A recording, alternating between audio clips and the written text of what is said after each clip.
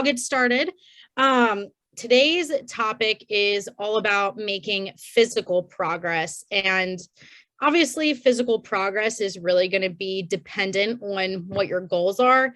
And so that could be maybe it's just moving your body better, having better mobility. Maybe it's getting stronger in the gym, lifting more weights. So whatever it is, we're going to talk about how to make the physical progress and really kind of the formula to making sure that that happens. So the first part of it is really making sure we're doing something physical. So it could be strength training, CrossFit, swimming. If you're doing Tory exercises, that still counts as some type of physical exercise. And with that, to continue to make progress in those movements or whatever we're doing, we want to focus on consistency and continuing to challenge ourselves with the movement. Now, challenging ourselves doesn't necessarily mean like working through pain, because if you're feeling pain with a certain movement that you're doing, we don't want you to just push through it, but we want to figure out ways that we can continue to challenge our body. So I kind of wrote down some examples. If you're like strength training or weight training, maybe it's putting weight on the bar. Maybe it's doing some extra reps. Maybe it's, adjusting the tempo of what you're doing. Then maybe you're doing, well, Julie, I know you're doing Tori's exercises. So with her, maybe it's progress where you had pain doing the movement before, and now you can do the movement without pain. Or maybe you could do it for a minute and now you do it for a minute 30. So there's different ways that you can make progress depending on what your physical activity is. So, the second part to making the physical progress is actually focusing on recovery. So I like to say, you can work out and do all the things, but if we're not focusing on the recovery piece of things, our bodies aren't going to grow or feel better or move better if we're not focusing on recovery. And that was something that I always struggled with, was like, I was the person who would just like go all the time. And I'd be like sacrificing sleep to go work out. And then I was wondering why I was lifting the same weights in the gym or like not seeing progress, is because I wasn't focusing on recovery. And once I thought of it as like, oh, okay, this is a return on my investment. So like if you're spending all the time, doing the training, eating the Fitme plates, getting in our movement, like all of the things, but we're not focusing on that recovery piece, we might not see the physical progress that we want. So some ways that we can focus on recovery is sleep. So when we sleep, it's really a time for our bodies to recover both mentally and physically. So we want to make sure we're focusing on the quality of sleep and the quantity, because getting the good quality sleep and enough time allows us to get into slow wave sleep, deep sleep. So that's when our body is producing those hormones to help our body recover. Then another way that you can focus on recovery is really making sure your food quality and quantity is on point, which, if you're doing the Fitme 2.0, you guys have had your like metabolism audits and you've gotten, guidance there, but making sure that we're eating good quality food, eating enough protein, especially if we're strength training, making sure we're eating enough food in general, because, food's also a way that we help our body, or that helps our body recover. So the formula really to make physical progress is making sure that we are managing our recovery, and then also making sure that we're, trying to push ourselves in, the physical things that we do. And like I said, that's obviously going to be dependent on whatever you are doing, for your movement. So I know for me, I always struggled with the recovery piece. So I don't know which one maybe you guys have struggled with in the past, and maybe we could talk through that and brainstorm some ideas to help get you the physical progress that you want.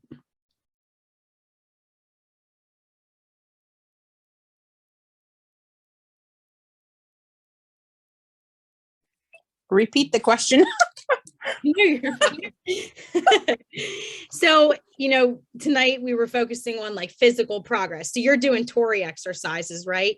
So Yeah. do you find that you maybe struggle more with like getting the movements in, or you struggle maybe more with the recovery piece? Getting the movements in for sure. Okay. So what do you think is like, the reason why you're struggling to get the movements in? A 14-month-old who's been sick. Yeah, just probably in a little mindset issues, trying to just find the time to do it between her and my husband. And, I have time. It's just, okay, let's put it this way. I have time. I'm just not doing it. And then Harmony's been sick. And so, yeah, it's been a struggle. No, totally understand. And I think there with like, obviously this big thing came up that you totally did not expect to happen. So even maybe just doing, because like I know you have different Tory exercises, if you even do it for like 30 seconds, 30 seconds is better than nothing. Like getting out and going on a 10-minute walk is better than doing nothing. So in order to make like that physical progress, and I know Julie, we're really working on getting your body moving good, and then working towards that strength training, but to be able to have that consistency piece of it. So I know Christy is the queen of talking about, putting things in your calendar if you have a calendar, or maybe like a Google calendar or a physical calendar to make sure it gets done, or even putting like reminders in on your phone. I know I do that for myself sometimes, to make sure that I'm getting up and getting on my walk, because the walking is the thing that I struggle with the most, is getting in that type of movement. I think the biggest issue I have is I have really no structure in our daily lives because I don't work. My husband doesn't work. So, and basically we get up when Harmony gets up, and then we, there's just no structure. Like when I went to work every day, there was a structure. I had to get up, go to work, come home and whatnot. But now there's just no structure at all. And so I have to build that back into my life. And I just haven't, it's been tough trying to do that and keep consistent with it, because I also struggle with seasonal affective disorder. And with the days getting longer, that's really going to help be able to get my mind where it needs to be. Yeah, for sure. I think, and I feel you with the structure. I know that that's something that like planning things out. I'm totally not a planner. I'm more like fly by the seat of my pants type sort of person.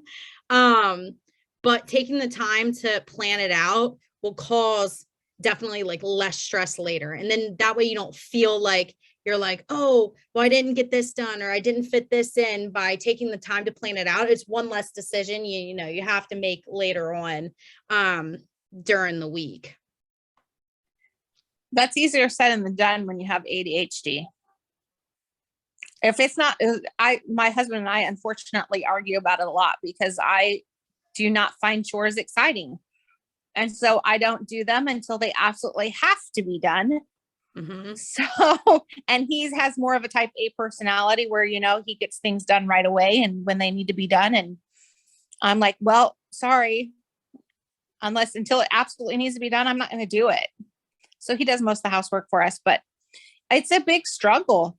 It's just, and so even if I put it on my calendar, because I know myself so well, I'll ignore my calendar.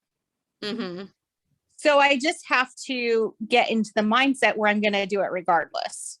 And that's the toughest part for me, has been getting into a mindset of where I'll do it regardless of what's happening or regardless of how I feel. And so that's where I'm working at right now, is to just do it, basically.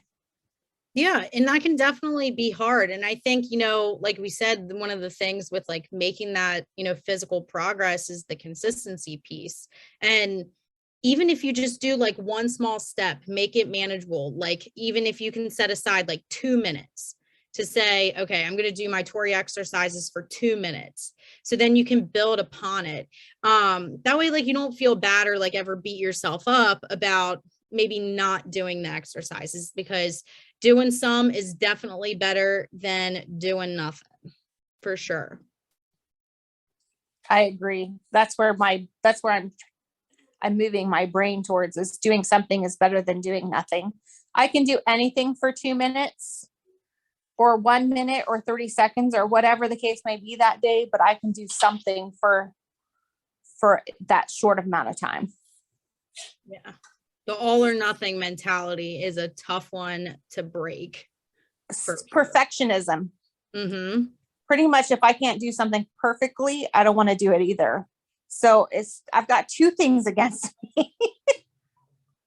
I definitely struggle with that too. If I can't hit my 10,000 steps, then, why am I even going to focus on it? But maybe doing for you is like doing a range of, time. I'm going to do at least a minimum of this, and then maybe like a max of something. So then that way, if you go above and beyond, great, but at least you hit that like minimum mark. Yeah, that's a good way to look at that. I do that with a lot of things. I give myself ranges because I tend to be pretty hard on myself if I don't hit it. That way I'm giving myself a little bit of grace, but saying, all right, Tab, you have to hit like the minimum of doing this. So, maybe for me, like my example is 8,000 steps a day. That's my minimum. And then if I hit 10, great. If I don't, at least I hit my, 8K, and strength training 3 times a week. That is like my movement goal. Just to help like put it in perspective, and also definitely one of my recommendations, if you guys I don't know exactly what everybody's physical goals are, but making sure you're tracking it, write it down. I know I track my workouts to see what weight I used and how many reps did I do, how hard did it feel.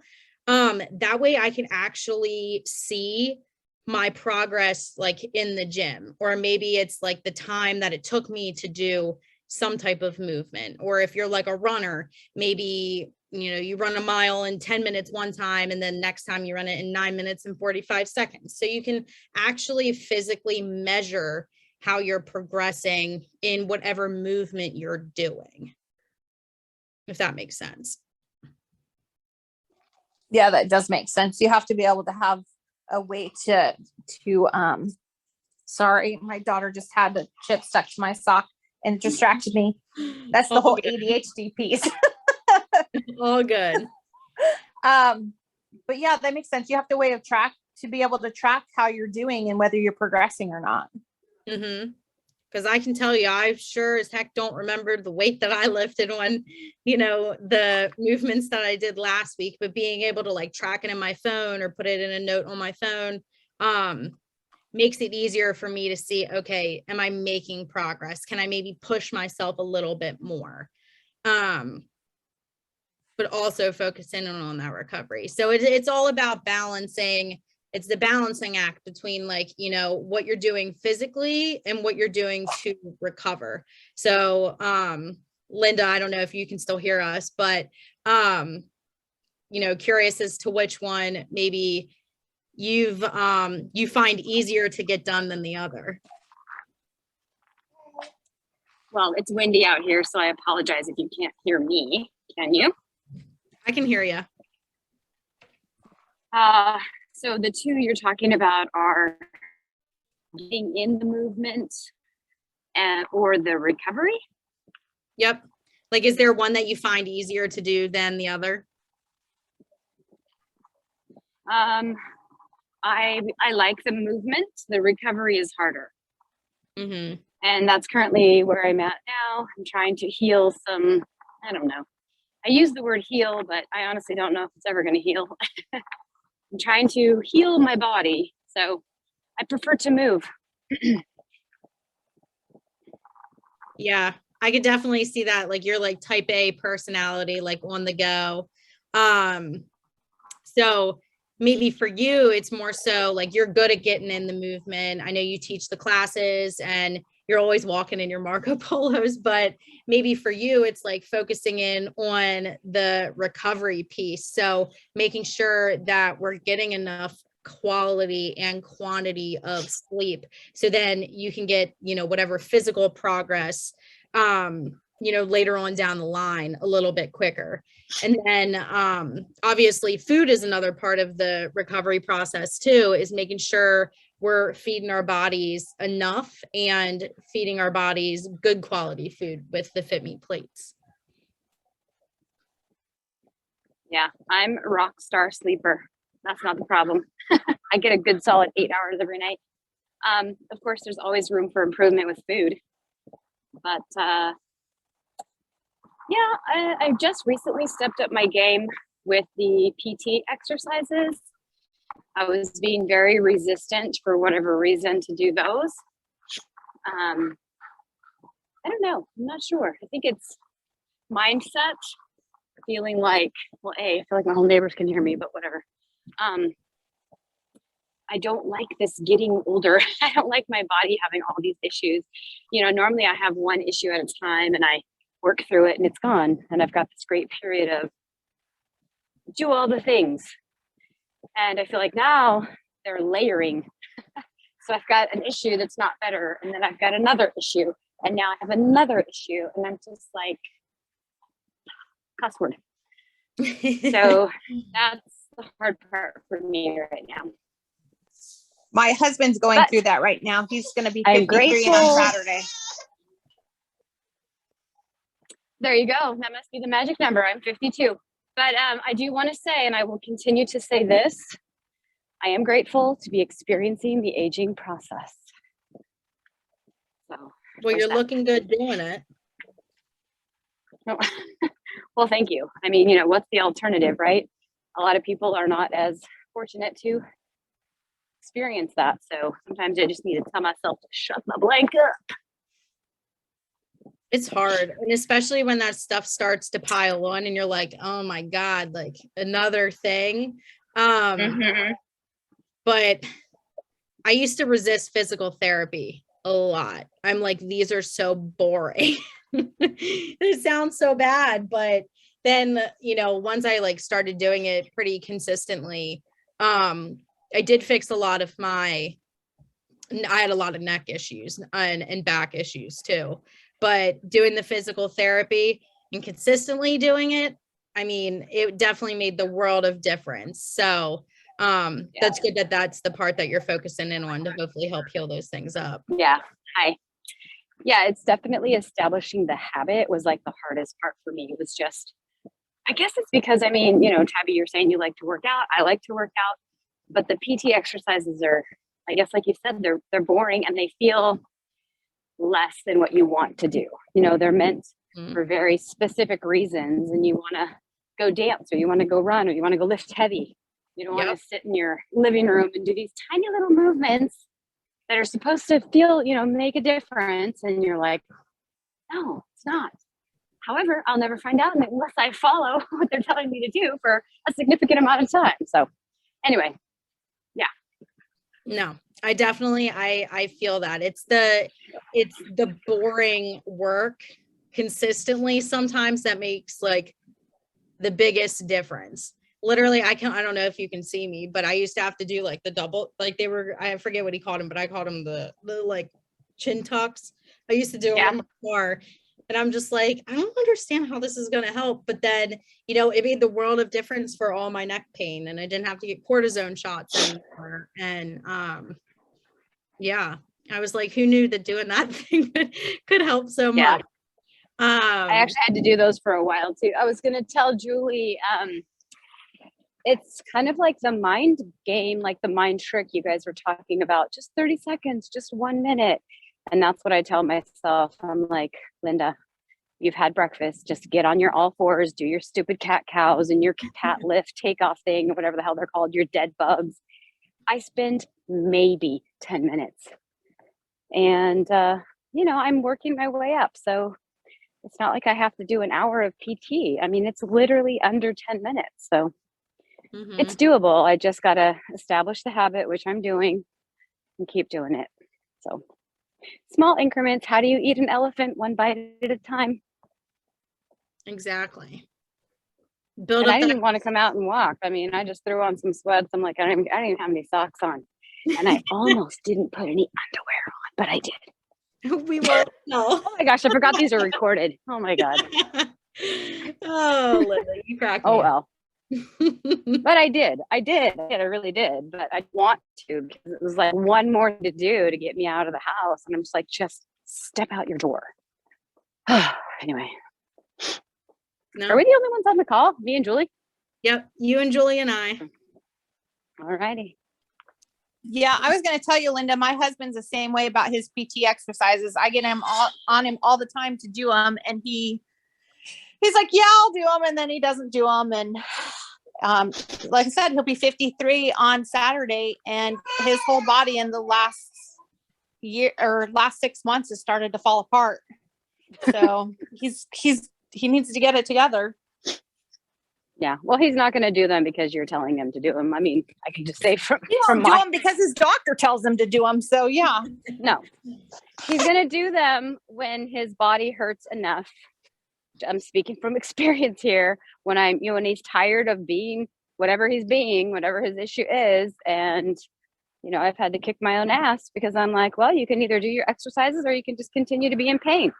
And maybe tomorrow something else will hurt and you can just pile that on top of everything else. So, pick your choices there. That's my talking to myself.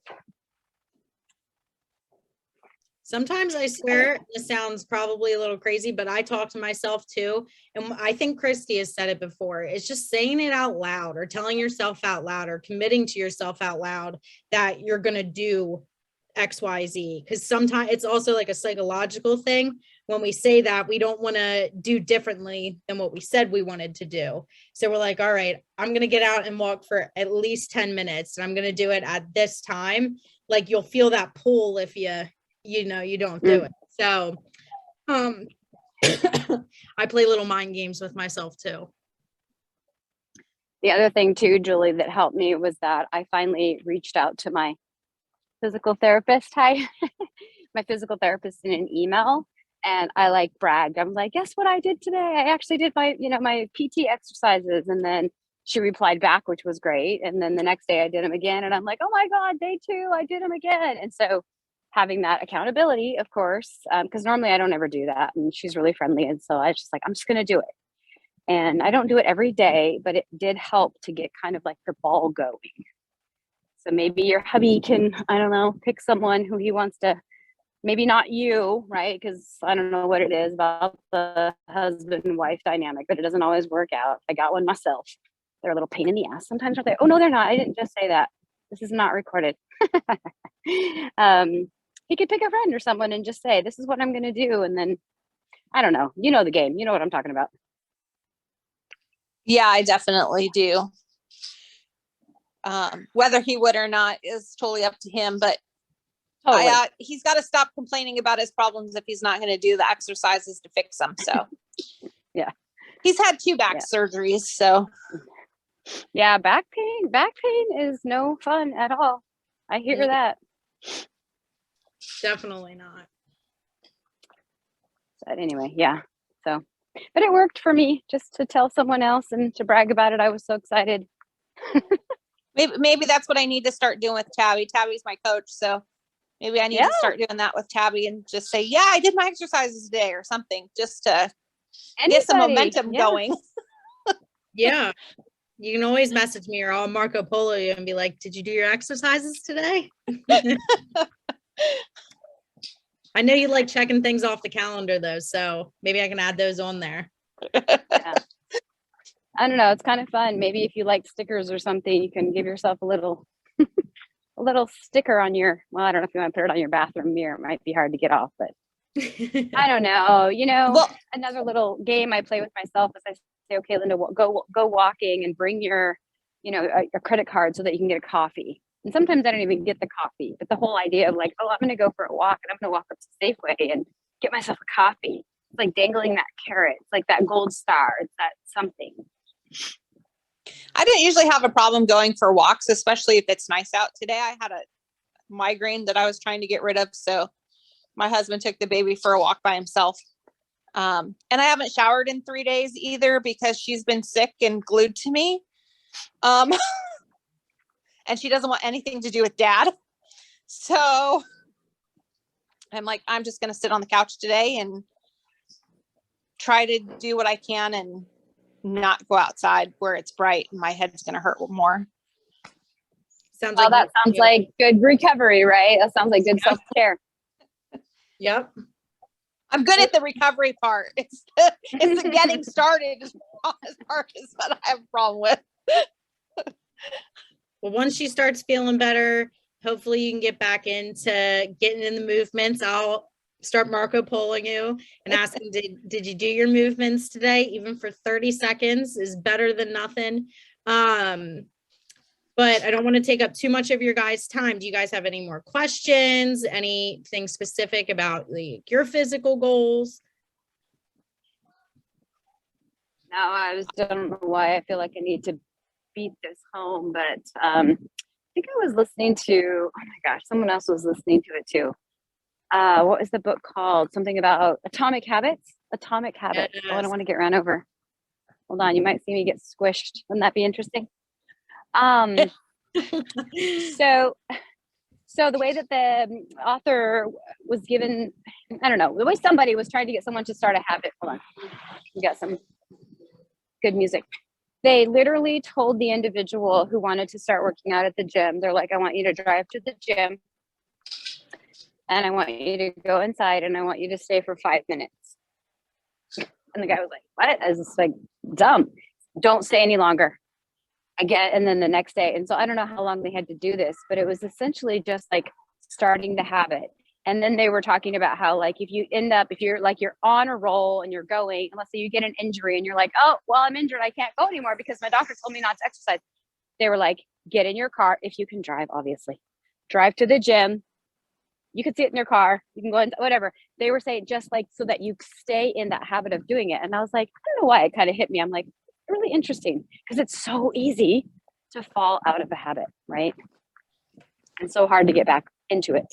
Anyway, this is my last little soapbox. That is a information. Great read. That's a very good book. So even creating that consistency through even, doing a couple minutes, like we talked about, something is better than nothing. So doing it for 5 minutes, then once you get that down, create those small wins for yourself. And you're like, all right, this is easy. I can add another 5 minutes. I'm already here. We're already doing this. Might as well do it. Or habit stacking, which is also something that he talks about in the book, is if you know you're doing something consistently every single day, or, whatever days that you want to get your movement in, maybe it's stacking it with another habit that you already do. So, like, for example, for myself is I always get up between 6 and 6:30. I'm a morning workout person. So I know that, like, first thing when I wake up, I already have my clothes set out for the gym the night before, so I can't tell myself no, that I just asleep. So I get up, put my clothes on, and then, head out the door, or eat my pre-workout and head out the door. So pairing it with something that you already do consistently, that way it's like, all right, I'm just going to start doing this after I do this. There you go. Yeah. And I will say that my PT, she was so good. She tried to get me to do these very simple side lunges while I was brushing my teeth. And for whatever reason, it was that habit stacking, exactly what you're talking about. I did it maybe 3 times. And then I was like, nope, I'm not going to do it. So again, it's got to be, you got to want it. You got to want to make it happen. Sorry, Julie, I think you were going to say something. I cut you off. My apologies. Oh, no, I wasn't saying anything at all. So. But that is true. Like, I don't know what your Tory exercises are, but while you're brushing your teeth, or like, Tabby's saying, well, when you're doing something else, you're supposed to be squatting or whatever they are, you do Mine it are while all you're on the already floor. doing something. Oh, that's kind of fun. Actually, I like to get down on the floor.